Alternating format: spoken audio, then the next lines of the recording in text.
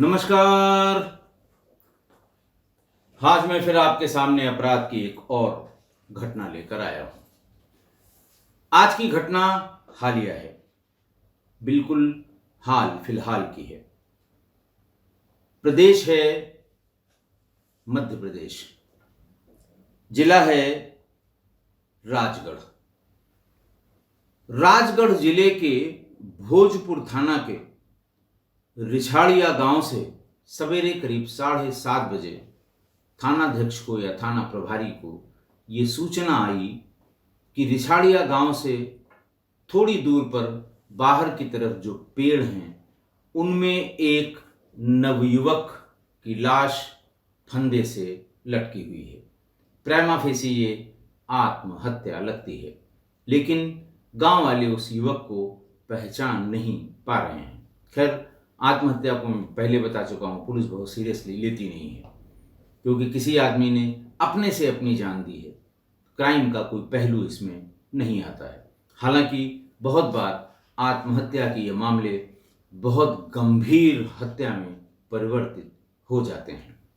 बहरहाल, जब वो पुलिस वहां पहुंची रिछाड़िया और देखा कि पेड़ से एक शव टंगा हुआ है और पुलिस ने उसको उतार कर उससे उसकी जो पंचनामा है, उस बॉडी को सील करना है, पंचों के गवाह पंचों के की राय लेनी है, पंचों की गवाही पंचनामा जिल्द में लिखी जानी है। ये सब प्रोसेस पूरी हो ही रही थी कि तभी उसकी पत्नी भागती हुई आ गई। पत्नी आई, उसकी सास आई, उसके ससुर आए। उसने देखकर यह बताया कि ये मेरे पति की लाश है, और ये बताया कि कल ही शाम को मेरे पति अपने ससुराल गए थे। जिस साड़ी से उनकी गर्दन में फंदा लगा हुआ है वो साड़ी मेरी मां की है, और मुझे पूरी शंका है कि मेरे मां और मेरे बाप ने मिलकर मेरे पति को मारा है। ये बहुत ही सनसनीखेज बात थी। पुलिस के कान भी खड़े हुए। पुलिस ने कहा, ठीक है, हम इस बॉडी को भेजते हैं पंचायतनामा के पोस्टमार्टम के लिए, और तब तक आप लोग थाने पर आकर पूरी बात बताइए कि आखिर आपको ये शंका क्यों हुई, और आपकी शंका का समाधान पोस्टमार्टम रिपोर्ट के आते ही पता लग जाएगा। ये महिला और उसके घर वाले, उसके ससुराल वाले सब थाने पहुंच गए। तंवरवाड़ क्षेत्र के रिछाड़िया गांव की रहने वाली 22 साल की ये लड़की शारदा, इसकी शादी उसने बताया कि 2 साल पहले इस गांव से 2 किलोमीटर दूर स्थित डोरिया खेड़ी के हेमराज से हुई थी। 2 साल पहले, यानी लड़की की उम्र उस समय 20 साल रही होगी जब उसकी शादी हुई है। हेमराज घर का जिम्मेदार और अकेला लड़का था और घर में खेती किसानी करता था। शारदा 2 बहनों में सबसे छोटी थी। उसकी शादी धूमधाम से शारदा के घर वालों ने की थी। लड़के वालों ने भी रिवाज के अनुसार 2.25 किलो चांदी के गहने भेंट किए थे। लेकिन शादी के बाद शारदा के पिता अमर सिंह ने इलाके की प्रचलित परंपरा गौने में लड़की को विदा करने की बात कही। ये परंपरा गौने की आज से 30-40 साल पहले की जनरेशन ये जानती है कि ये बहुत सामान्य परंपरा थी कि लड़की शादी के दिन विदा होकर अपने ससुराल नहीं जाती थी। शादी में साल भर के भीतर या 3 साल में या 5 साल में लड़कियों को विदा करके ससुराल पहली बार भेजा जाता था, और इस रिवाज को, इस रीति को गौना कहते हैं। तो लड़की के पिता ने ये कहा कि साहब हमारे यहाँ गांव में जो रिवाज है उस रिवाज का मैं पालन करूँगा और लड़की को मैं साल भर के भीतर विदा करूँगा। साल भर के भीतर ही वो अपने ससुराल पहुँच जाएगी। इधर शादी के बाद तुरंत बाद लड़की भी बालिग थी और लड़का भी बालिग था। लड़की 20 साल की थी, लड़का 22 साल का था। इन दोनों में फोन पर बातचीत होने लगी। शादी के 16 महीने बीत गए। इस बीच में कई बार हेमराज पत्नी से मिलने चला जाया करता था। शारदा के परिजनों को ये बात अच्छी नहीं लगती थी। इसी वजह से दोनों परिवारों के संबंधों में खटास आ गई। एक बार तो शारदा के पिता ने अपने समधी को फोन लगाकर कहा कि दामाद का गौने से पहले यूं ससुराल आना जाना ठीक नहीं है। इसका जवाब हेमराज के पिता ने यह कह के दिया कि बेटे का आना जाना इतना बुरा लग रहा है तो बहू को विदा क्यों नहीं कर देते। बात तुमने साल भर की थी, धीरे धीरे 2 साल होने को आए हैं, क्यों नहीं विदा कर देते हैं।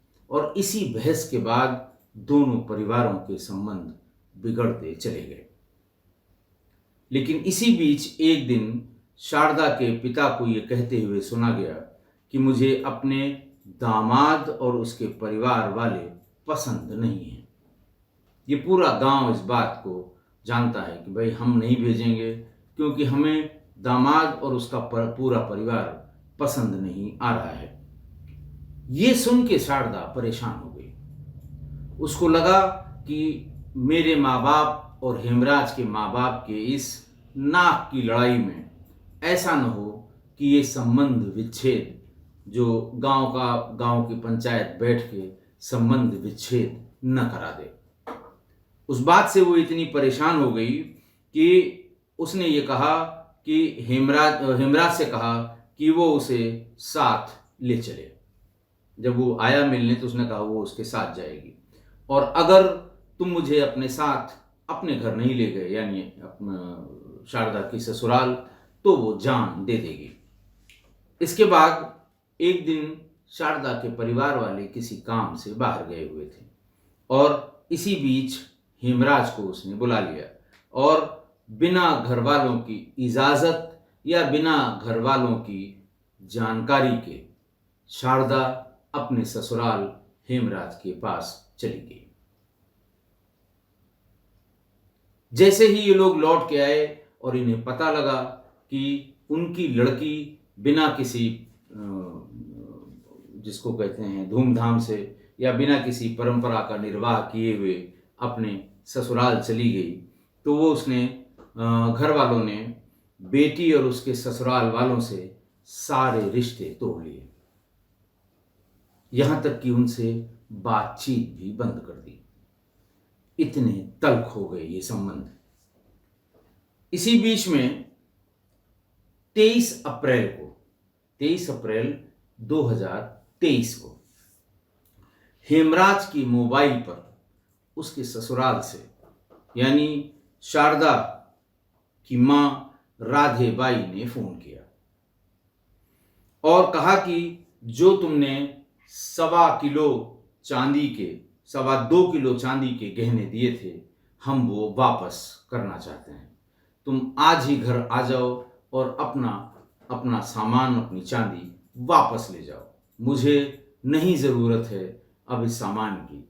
मेरी बेटी भी रखो, सामान भी ले जाओ, हमारा तुम्हारा कोई संबंध नहीं रह गया है।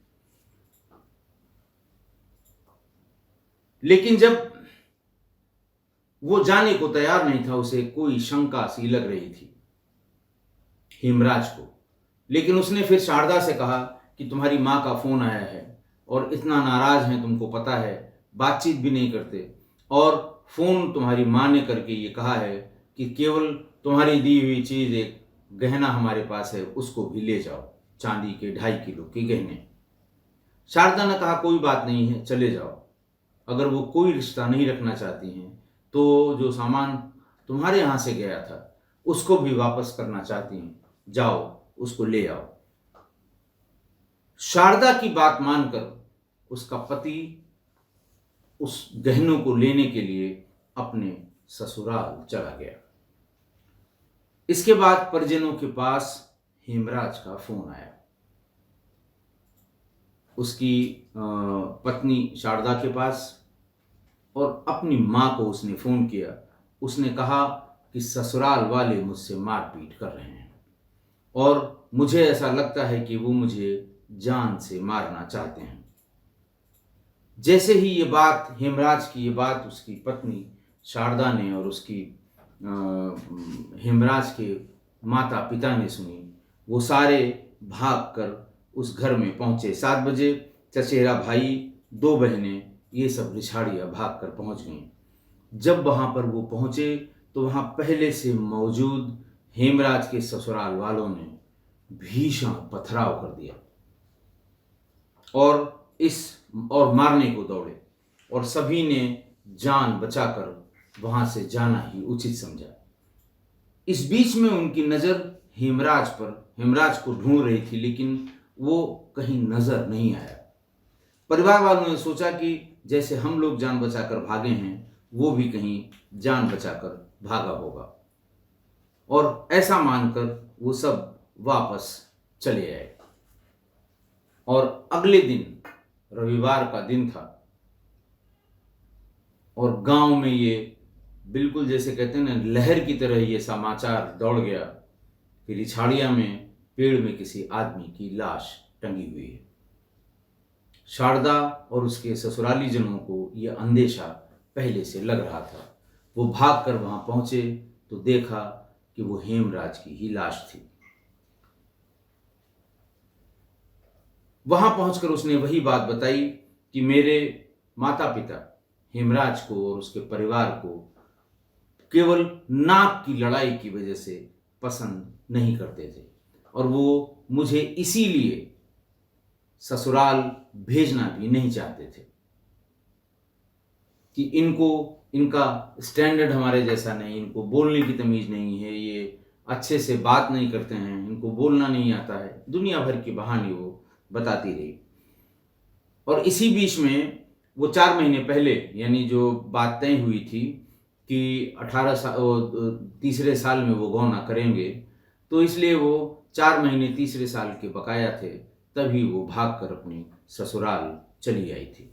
लेकिन उसकी शारदा का ये कहना है कि उसने कभी सपने में नहीं सोचा था कि उसके अपने माँ बाप उसके साथ इतना बड़ा धोखा करेंगे। वो कभी ये नहीं समझ पाई कि गहना वापस करने के बहाने बुलाएंगे और मेरे पति को मार डालेंगे। और ये भी अफसोस कर रही थी कि अगर मैंने जिद न की होती तो वो कभी अपनी ससुराल या मेरे मायके की बात है, वो कभी नहीं जाता। मैंने कहा कि अरे भाई क्या कर लेंगे, माँ बाप तो हमारे ही हैं, तुम्हारा नुकसान करेंगे तो उनसे हमारा नुकसान होगा, और कोई नहीं चाहता कि उसकी बेटी का कोई नुकसान हो, कोई माँ बाप नहीं चाहता है। इसलिए तुम जाओ, कहेंगे सुनेंगे कोई बात नहीं है, अगर वो गहना देना चाहते हैं तो उसे वापस ले आओ। हेमराज की बहन भूली बाई ने कहा कि भाई से मारपीट की सूचना पर फोन पर हम लोग वहां गए थे, लेकिन ससुराल वालों ने उनके साथ मारपीट की, पत्थर मार मार के उन्हें वहां से खदेड़ दिया, और उन्होंने मेरे काका जी और हम पर पथराव किया। हम दोनों लोगों को चोट लगी, हम भाग कर चले आए, लेकिन ये सोचकर कि हमारा भाई वहां पर है, हम पुलिस में नहीं गए। और अगले दिन ही सवेरे ये सूचना आ गई कि उसका शव पेड़ से लटका हुआ है। भोजपुर के थाना प्रभारी जितेंद्र मावरी ने बताया था कि इस तरह से वो सूचना आई थी, और जब वो पहुंचे तो हेमराज तंवर, जिसकी उम्र करीब 24-25 साल थी, वो वहाँ लटका हुआ था। और प्राइमा फेसी वो भी यही समझ रहे थे कि शायद ये सुसाइड का ही मामला बनता हो, लेकिन पोस्टमार्टम रिपोर्ट के बाद ये स्पष्ट हो गया कि उसकी हत्या उसके सास ससुर और परिवार वालों ने मिलकर की थी। आज की घटना, कुछ सामाजिक प्रथाएं या रीतियां इतनी जानलेवा हो जाएंगी या कितनी जानलेवा हो जाएंगी, ये कल्पना से परे है। जैसे शादी के बाद गौने की परंपरा। गौना एक रीति है, एक रिवाज है कि शादी के बाद जब लड़की विदा होकर अपने ससुराल जाती है तो उसको गौना कहते हैं। वर्तमान में या पढ़े लिखे समाज में या शहरों में तो शादी हुई और तुरंत बाद फेरे खत्म होने के बाद विदाई कर दी जाती है, तो ये होता है कि शादी के साथ ही इसका गौना कर दिया गया। लेकिन ग्रामीण क्षेत्रों में, या यूं कहें कि गौना का कंसेप्ट ही आया राजस्थान से, जहां बाल विवाह होते थे। उसके भी ऐतिहासिक और दूसरे कारण हैं कि बच्ची जब बहुत छोटी हो तभी उसके हम उम्र से शादी कर ली जाए और उसे तब उसके ससुराल भेजा जाए जब वो ग्रोन अप हो जाए, जब वो समझदार हो जाए, जब वो बड़ी हो जाए, तब उसे उसके ससुराल भेजा जाए। और तभी से ये परंपरा गौने की, और अगर 10 साल की उम्र में शादी हो गई है तो वही 1, 3, 5, 7, 9, 11 इस तरह से जोड़ के ऑड नंबर वाले सालों में ही उसे ससुराल भेज दिया जाता था। तब तक वो बड़ी हो जाती थी, समझदार हो जाती थी, बातों को समझने की, परिवार को समझने की उसके अंदर बुद्धि विवेक आ जाता था, तब उसको भेजा जाता था। लेकिन धीरे धीरे इसको प्रथा के रूप में लगभग पूरे उत्तर भारत में लोगों ने अपना लिया कि साहब शादी के बाद हम तुरंत नहीं जाने देंगे। इसी बीच बाल विवाह की प्रथा भी गैर कानूनी हो गई। जब बाल विवाह की प्रथा गैर कानूनी हो गई, प्रतिबंधित हो गई, तो इसका मतलब शादी लड़का लड़की की तभी होगी जब वो बालिग होंगे। और फिर जब बालिग हो गए तो फिर उन्हें तुरंत साथ न भेजने का कोई औचित्य नहीं है। उन्हें फिर 3 साल 5 साल रोकने का क्या औचित्य है जब वो बालिग हो गए। पहले जब ये प्रथा चली थी तब छोटे हुआ करते थे, नाबालिग हुआ करते थे, तब तो बात समझ में आती है, लॉजिकली ठीक लगती है। लेकिन जब प्रतिबंध हो गया और बालिग ही शादी कर सकते हैं, फिर गौने का क्या मतलब है, इस रीति या इस रिवाज का क्या मतलब है।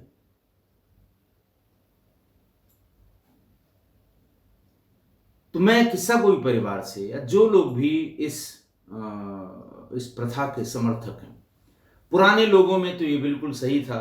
हम भी अपने बाप दादाओं से सुनते थे कि फलाने की शादी हुई थी, तीसरे साल गौने पे आई, जब आई तब भी बहुत छोटी थी, कुछ इस तरह की बातें अपने पुराने लोगों से सुना करते थे। तब ये प्रथा बहुत प्रचलित थी लगभग पूरे उत्तर भारत के ग्रामीण परिवेश में। लेकिन आज इनका कोई औचित्य नहीं है। तो जो भी किस्सा कोई परिवार के उधर राजस्थान के या मध्य प्रदेश के या राजस्थान से जो लगे हुए जिले हैं जहाँ तक आकर ये प्रथा बैठ गई है, उनसे मैं यही कहूँगा कि साहब अब इस प्रथा का क्या औचित्य है। गौने की इस परंपरा को बंद कर दिया जाना चाहिए। अगर बालिग बच्चों के बीच में शादी हुई तो फिर उन्हें एक भी दिन अपने यहाँ रोकने का क्या मतलब है। उसे अपने पति के साथ जाना ही चाहिए और जाने देना चाहिए, भेज देना चाहिए। क्योंकि अगर आप शादी के बाद भी उनको इस प्रथा के वजह से रोकते हैं तो ये उस नवविवाहित दंपत्ति के साथ ज्यादती है। ये ज्यादती ठीक नहीं है। अगर ये कहीं प्रथा है तो इसे कृपा करके तुरंत समाप्त कर दीजिए। बालिग की अगर शादी हुई है तो शादी होने के तुरंत बाद उसे भेजने में मतलब उसमें प्रथा का कोई मतलब नहीं है, कोई लॉजिक नहीं है। लेकिन ये प्रथा अभी भी है, चल रही है। ग्रामीण परिवेश में आज भी इस प्रथा का पालन हो रहा है। शादी चाहे नाबालिगों की हो चाहे बालिगों की हो। नाबालिग बच्चों की शादी वैसे तो प्रतिबंधित है, गैर कानूनी है, लेकिन अगर कहीं चोरी छिपे की जा रही है तो उनके लिए तो गौने की बात कुछ समझ में आती है, लेकिन बालिगों की शादी के बाद गौने का कोई मतलब नहीं है। इस परंपरा को बंद ही कर देना समाज के लिए हितकारी होगा। आशा है आप मेरी इस बात से सहमत होंगे। आज के लिए इतना ही। बहुत बहुत धन्यवाद।